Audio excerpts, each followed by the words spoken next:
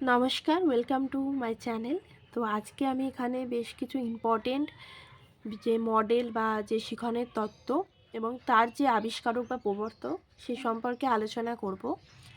আর এগুলো বিশেষ করে টিচিং এক্সাম যেগুলো হয়, সিটেট বলুন বা আমাদের রাজ্যের যে টেট এক্সাম হয়, সেগুলোতে এই কোয়েশ্চেনগুলো কিন্তু বারবার ঘুরিয়ে ফিরিয়ে আসে।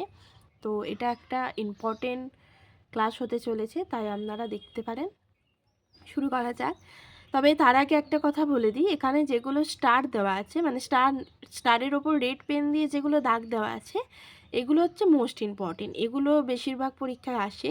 আর যেগুলো দাগ দেওয়া নেই সেগুলো অতটাও ইম্পর্টেন্ট না, তবে জেনে রাখা অবশ্যই ভালো। চলুন শুরু করা যাক। প্রথম আছে শিক্ষণের অনির্দেশিত শিক্ষণ মডেল। কে দিয়েছেন? Curl Rogers. শিক্ষণের সচেতনতা প্রশিক্ষণ মডেল উইলিয়াম গর্ডন। শিক্ষণের সাইনেকটিক্স মডেল উইলিয়াম গার্ডেন। শিক্ষণের বৌদ্ধিক বিকাশ মডেল ব্রুনার। সমাজমিতি কৌশল জে.এল. মোরেনো।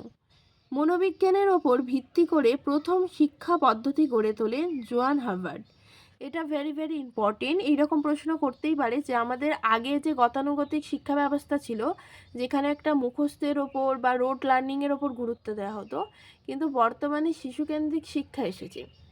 এবার এই শিশুকেন্দ্রিক শিক্ষার জনক আমরা রুশোকে বলি অবশ্যই, সেটা ঠিক, কিন্তু পুরোপুরি যে মনোবিজ্ঞান বিষয়টাকে সাইকোলজিকে এডুকেশনের মধ্যে প্রয়োগ করার যে বিষয়টা, সেটা হচ্ছে যে জন হার্ভার্ড এনেছেন।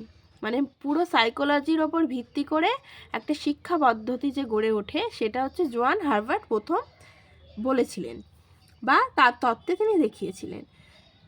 পরেরটা দেখুন, শিক্ষণের প্রজ্ঞামূলক মডেল পিয়াজে। এটাও ইম্পর্টেন্ট, যেটা আমরা কগনিটিভ ডেভেলপমেন্টের থিওরি বলি। তো এখানে এটা দাগ দেওয়া নেই, এই দুটো আপনারা একটু মনে রাখবেন, এই দুটো ইম্পর্টেন্ট।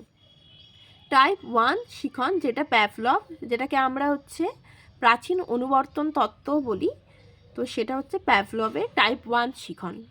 দুটো নাম আছে, এটা মনে রাখবেন। বুদ্ধির দলগত উপাদান তত্ত্ব থর্নডাইক। বুদ্ধির তত্ত্ব বার্ড বা ভার্নন। আচ্ছা, এটা হচ্ছে হায়ারার্কির তত্ত্ব। বুদ্ধির প্রক্রিয়াকরণ তত্ত্ব স্টার্নবার্গ। এটা হচ্ছে যেটা আমাদের মেমোরির যে ইনফরমেশন প্রসেস হয়, যেটা তার যে তত্ত্বটা রয়েছে সেটা হচ্ছে স্টার্নবার্গে। ভিকারিয়াস রিএনফোর্সমেন্ট, এটা হচ্ছে বান্দুরার তত্ত্ব। বান্দুরা এই তত্ত্বটি দিয়েছিলেন এবং এটি খুব সম্ভবত ওনার যে সোশ্যাল লার্নিংয়ের থিওরি রয়েছে সেখানেই তিনি এই কথাটা প্রথম প্রয়োগ করেছিলেন।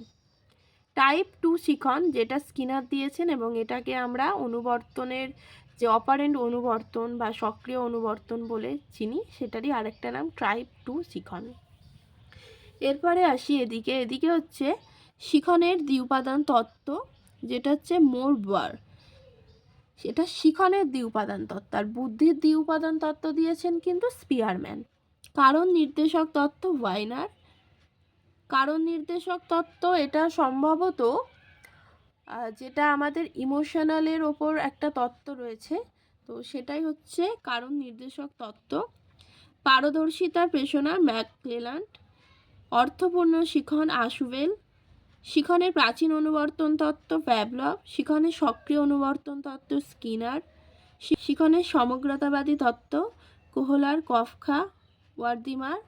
এটাকে আমরা গেস্টাল তত্ত্ব হিসাবেও চিনি। শিখনের সাযুজ্য তত্ত্ব গাথরি। শিক্ষার মাধ্যমে শিশুর সামাজিকীকরণের ওপর গুরুত্ব আরোপ করেছিলেন কে? John Dewey. শিশু নিকেতন স্থাপন করেন মন্টেশ্বরি।